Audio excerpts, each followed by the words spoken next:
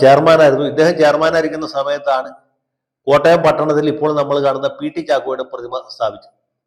P T ചാക്കോയുടെ പ്രതിമ സ്ഥാപിക്കണമെന്ന കാര്യത്തിൽ K M മാണിക്ക് വലിയ നിർബന്ധ ബുദ്ധിയൊന്നും ഉണ്ടായിരുന്നില്ല. എങ്കിലും ജോർജ് മാത്യു ആണ് പണം പിരിച്ചത്, പ്രതിമ ഉണ്ടാക്കിച്ചത്. അന്ന് തമിഴ്നാട് മുഖ്യമന്ത്രിയായിരുന്ന എം ജി രാമേന്ദ്രനെ കൊണ്ടുവന്നു ഈ പ്രതിമയുടെ അനാച്ഛാദനം നടത്തിച്ചത്.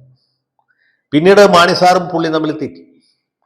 ഇടതുപക്ഷ ജനാധിപത്യ മുന്നണിക്ക് മാണി ഗ്രൂപ്പ് കൊടുക്കുന്ന പിന്തുണ പിൻവലിക്കണം എന്ന അഭിപ്രായക്കാരനായിരുന്നു മാണി. പിൻവലിക്കാൻ പാടില്ല എന്ന അഭിപ്രായക്കാരനായിരുന്നു ജോർജ് മാത്യു, ലോനപ്പൻ നമ്പാടനും മറ്റു ചിലർ. ഒടുവിൽ മാണിയുടെ പിടിവാശി വിജയിച്ചു. അവർ പിന്തുണ പിൻവലിച്ചു. മാണി ഗ്രൂപ്പ് ഐക്യമുന്നണിയിലേക്ക് പോയി. അതിനുശേഷം ഇവർ തമ്മിലുള്ള ബന്ധം ശിഥിലമായി. ജോർജ് മാത്യുവിനെ മാണി പാർട്ടിയിൽ നിന്ന് പുറത്താക്കി. അതിനുശേഷമാണ് അദ്ദേഹം ഞാൻ ഈ നേരത്തെ പറഞ്ഞ കേരള കോൺഗ്രസ് അനുഭവങ്ങളും അടിയൊഴുക്കളും എന്ന ഗ്രന്ഥം എഴുതി.